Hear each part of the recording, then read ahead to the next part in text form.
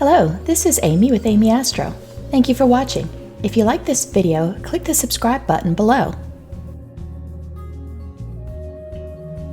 Today I'm going to show you how I organize my files for an Astro edit.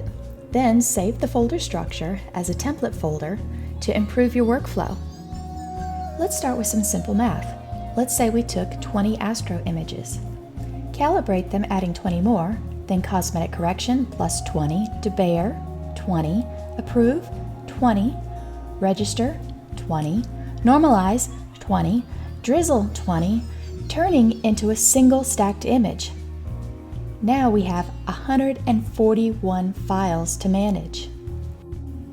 Now add the bias, dark, flat frames, all calibrated. This adds about another 100 files at the minimum. What if we're using a mono camera and filters? Multiply all this by 7. Now you have up to 1,687 files. You can quickly see that if you stored all these files in a single directory, you would have a mess on your hands pretty quickly. I started following a directory structure suggested by Light Vortex Astronomy. I modified it to suit my needs. This is a great website. Check it out sometime. So let's get started. Let's open up a window in Finder if you're on a Mac, or Windows Explorer if you're on a PC.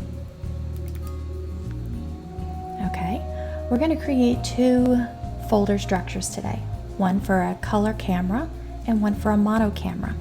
Let's start with the color camera first. Create a new folder, and we'll call this one Color Camera OSC. OSC stands for One Shot Color. All right, let's open this up and just create some folders here. We're going to have some bias files. We will have some dark files. Let's say we took these images at 300 seconds. The dark files will then need to be calibrated. So we'll add a CAL at the end. Okay, now we need some flat files. So there's our flat images. And these flat images will also need to be calibrated. Okay, now that we have these folders started, let's create another folder. And we're going to call this Calibration. This is where we're going to put all of our calibration files. So I'm going to grab these folders and the bias, and I'm going to drop them underneath calibration. This will clean things up just a little bit more. All right, let's think about the images that we took last night. Let's create a new folder. Those images we're going to call lights. And then the lights, we need to calibrate them.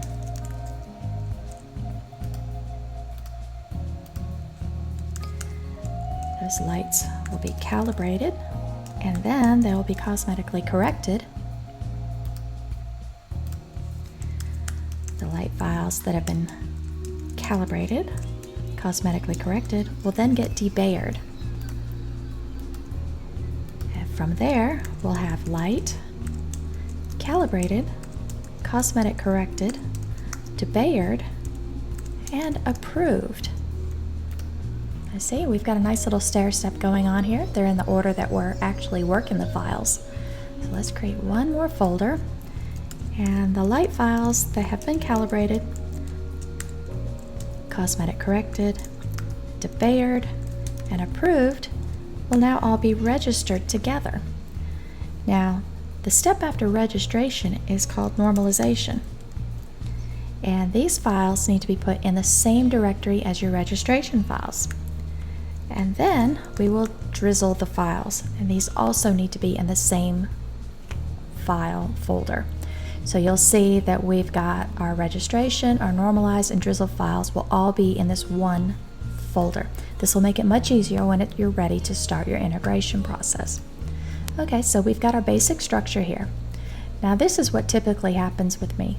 I'll work through my images and I'll get called away to make dinner or it's bedtime, and I'll see that my last step was cosmetically corrected. I come back tomorrow and I don't remember where I left off. So I will start looking through these directories and I will find files underneath Cosmetic Corrected, because I did that step, but I come down here to the debayer process and there's no files. That means I did not do that step. So I know when I start back on the following night, the next step I have to do is to debayer. That's why I like this little stair-step process. I can always keep up with what is my next step, even if I take a break, whether it be a night or a week or however long it takes to come back to my project. Okay, so now I've got my stuff whittled down to one image. It is my image that I am going to start processing. So let's create a new folder and let's keep that image in a folder called Edit. Edit will be my PixInsight image as I step through all the processes, and then I will also store all of my Photoshop images in there, because once I'm done with PixInsight, I like to run things through Photoshop to do a little bit of fine-tuning. And once I'm done with Photoshop, I create another folder. I'm going to put 2 little tildes in front of it, and I'm going to call it Print. Those 2 tildes is what keeps it popping up at the very top of my list. In this folder, I'm going to place all of my finished images. These are the images that I'm proud of, the ones that I'm done with, the ones that I'll post online or send to the printers. And I like to have it at the very top of the directory structure so I don't have to go hunting through all of these folders to figure out what is my final product. So this is how I typically set things up for a color camera situation. Nice and easy. Now what if I'm working with a mono camera? This is where I'm going to put everything. Okay, so let's create a new folder. Let's call this my mono camera. We're going to do the same thought process as we did with our colored, but now we're going to think about it in filters. Okay, let's start out like we did before. We'll create bias, new folder, dark, 300 second,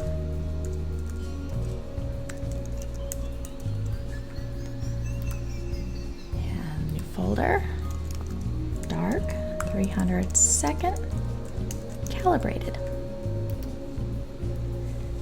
All right, now once again, let's clean this up just a little bit more.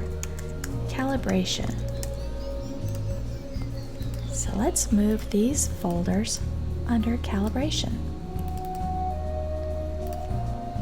Okay, let's fine-tune one more step. Dark.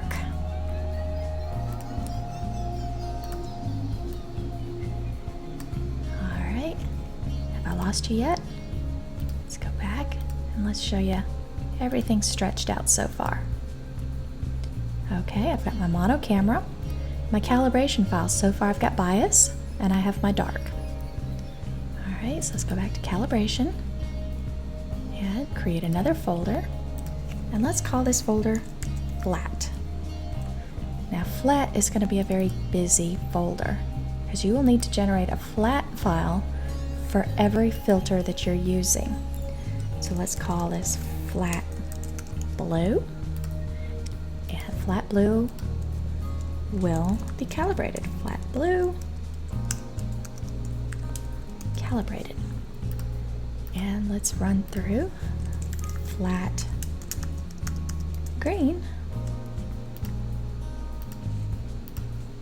and flat green will also be calibrated. All right, I'll be right back after I create all these folders for you.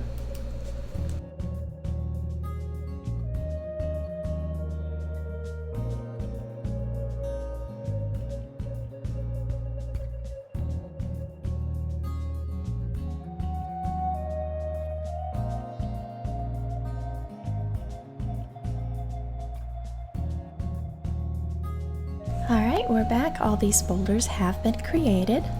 We have a raw folder here for your flat blues, and then you're calibrated, and we go through each filter. You got green, hydrogen alpha, luminance, oxygen, red, and sulfur 2. Okay, so let's back up a folder here. Let's stretch this out so you can see what's going on. All right, now we need to think about our light images.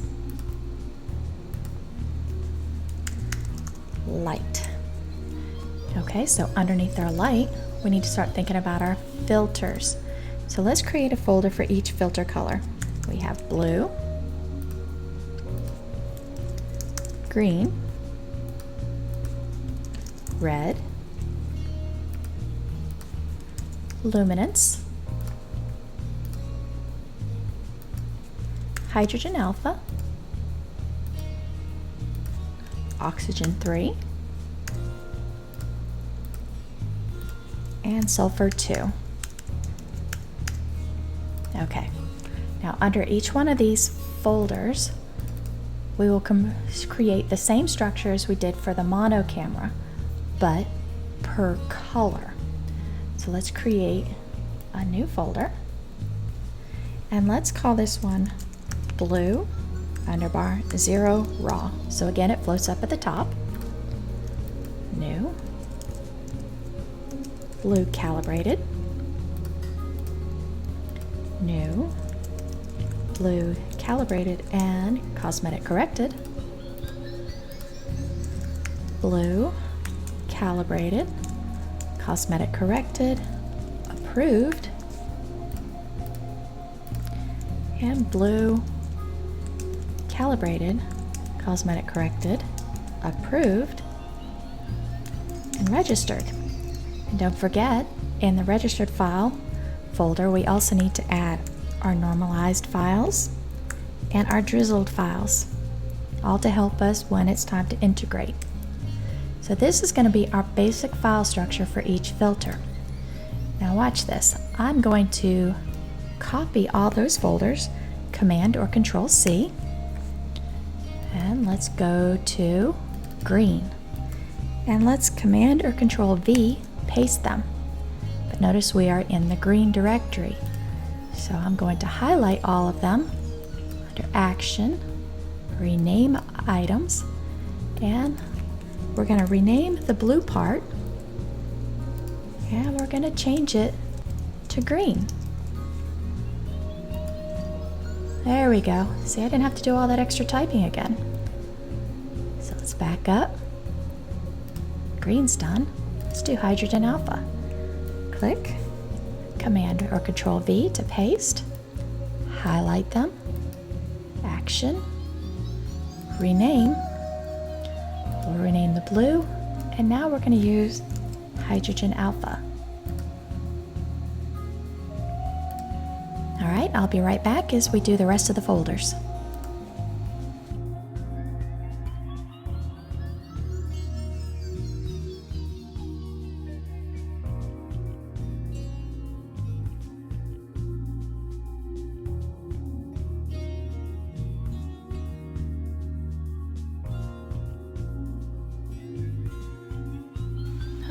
Now we have all of our subfolders for our light files.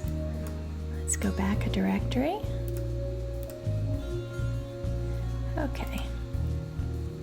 So check out all of these folders. Now imagine if you had to create these folders every time you went to do an Astro image. It's tedious, it takes time, and it can almost be discouraging. So in the end, we're going to create these as a template structure so we never have to create these folders again. But let's finish this set off. Let's create a new folder, and again, we'll do our edits. Let's see, we will also do our prints. But being a mono camera, we need to think about one more thing. We need a place to put all of our images once they've been stacked down to a single image. So we're talking 7 images if we're doing 7 filters. So I will create a folder called Stack. And under Stack, each one of those images will have to be registered. And then from there, you will do your regular processing. You'll crop them, you'll linear fit them, and so on. So it's just one little extra step. As you can see, these are quite a few directories, and I would not want to type those up every time I went to create an image. All right, so let's get back. You see, I now have created 2 template folders. All right, when I open up my mono folder structure, I have my prints, my edits, all my calibrations, lights, darks, bias, all filters, Earth of lights, and my stackings. Okay, so today I took images of the Elephant Nebula, but I only took narrowband images, so I really don't need all of the folders. But what I'm going to do is I'm going to copy all the folders, Command or Control C. I'm going to go to my Elephant Nebula, and I'm going to Command or Control V and paste it. Okay, but I just said I only did narrowband, so I don't need the blue and the green, so let's trash them. I didn't take any luminance today, and I didn't take any red today. Let's trash them. All I have is hydrogen alpha, oxygen, and sulfur. So now let's do that to the light frames. No blue, no green, no luminance, and no red. And trash them. That's all I need for my directory structure. Okay, now let's find my images. Here's my directory with my elephant trunk. As you see, I've taken this quite a few times over the last year. So this is what I did the other night. I have raw files. There's all my raw. And each of the narrowband. There we go. So what I want to do now is my hydrogen alpha. Let's go over here to my raw folder, double click it, open it up, and I'm going to grab all my raw images and drag them over here. Alright, so now I've got all my hydrogen alpha files over there. Let's go ahead and grab the flat hydrogen alphas. I've got my flats.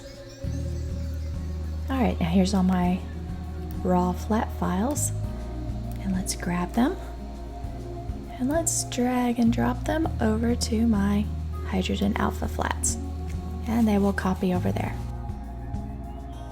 So now I have hydrogen alpha is ready for me to start editing and working through the process, and I can come back later and grab my oxygen and sulfur, and my directory will be populated. And as you can see, this took me 10-15 seconds to do versus the 10 minutes to create all of these file folders. So as you can see, keeping your files organized will improve workflow. With this structure, I can start an image in one day and easily know where I left off the following day. Astro edits are complicated enough. Adding a structure to the process will simplify things greatly. The next video, I will show you how to create a master dark and bias calibration library. If you like this video, please subscribe below. Don't forget to select the notification bell so you can see when I upload new astrophotography based videos. Thank you for watching. This is Amy with Amy Astro. Till next time, clear skies.